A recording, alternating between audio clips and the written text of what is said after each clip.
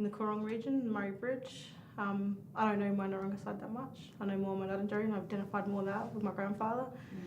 My childhood was spent my grandfather taking me around the Coorong, just travelling with him pretty much and learning everything. I come from a huge family, and then the second and third and fourth cousins, and the list goes on. I'm studying Bachelor of Education for high school students. Even when I was in high school, my teacher said I should have been a teacher, but I said there's no way I'm working with high school kids. Just went on years. I did go to uni a first time and did archaeology, left and didn't complete. And I did some training with a member of Yungarundi with Faye Blanche, and we did it with Cora Yolo, and it was an Aboriginal Cultural Facilitators leadership program for high school kids. And I found that from there on that was something that I wanted to do, work with high school kids about culture and education. I thought that was something I became very passionate about very quickly. Well, I work in a high school. I work full-time in a high school in the south, and I've had great support from my principal, Tony, who's really encouraged me and helped me find myself and supported me coming back to university. And he's just been great inspiration for that as well. And ACEDO, which is the Aboriginal Secondary Education Transition Officer.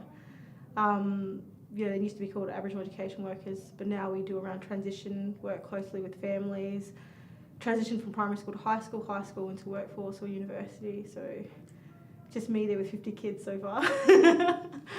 So it's a full-on job. Some of the things I don't feel equipped to handle. And I suppose that's one of the things that came with education training, is that I'd be able to work properly with teachers. All the terms that I've never even heard before, I've heard in my first year of working. So coming into uni now, I just find to understand the terms more, that I can help other students in the class be able to familiarise with themselves and recognise words and explain them in layman's terms, because I had to get it explained to me in layman's terms first. So I find it so much easier. I understand a lot more, and then I have great support from teachers in schools to help me with my work. So I'm only a part-time uni student, so it's going to take me a lot longer than other students. I mean, the reason being that is I work full-time, then I've actually taken guardianship of my 3 little cousins. So I've got that full-time, and then work, I play rugby, that's my own social thing so I don't go mad. And then uni, so it's just balancing all those. And then my sister helps a great deal with that, so we've managed pretty good. No, I haven't had a huge amount of challenges because I've had a great support network. With my workplace, they've been very supportive. As soon as I explain things to my lecturers, they're very supportive. So as soon as I get any trouble, I'm talking to them straight away. Excellent. So I've built up a lot more confidence with that, approaching them. It's interesting because I want to be a full-time teacher, but probably not in the normal sense. Well, the way I work with my Indigenous students, we do some cultural studies within that group, and I've had to create my own kind of lesson plans so other teachers can see that this is something worthwhile, that I'm not just pulling them out of class. So I've had to give them a good reason why I'm doing this, and so they get marked for it. In the long term, I just want all that background knowledge, experience, being able to work with kids. And I think some things don't always work in schools, and I think with my own experience, personal experiences, I can help influence and change my own philosophy in teaching. And so my metaphor, I had to do a teaching metaphor on my first year topic, and I came up with a compass.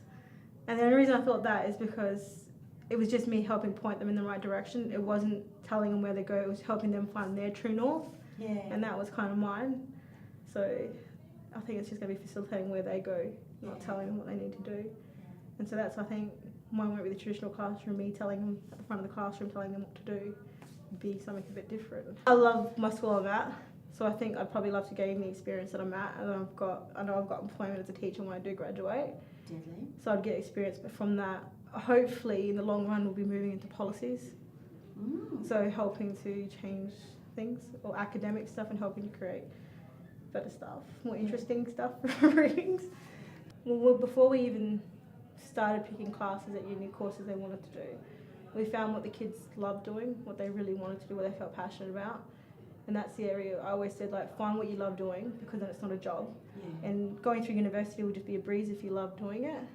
So that's one of the things I kind of push for them. And, we've got kids who want to be medicine, and she's so into being into health and medical stuff that she loves doing it, so I don't think it's going to be a struggle for her.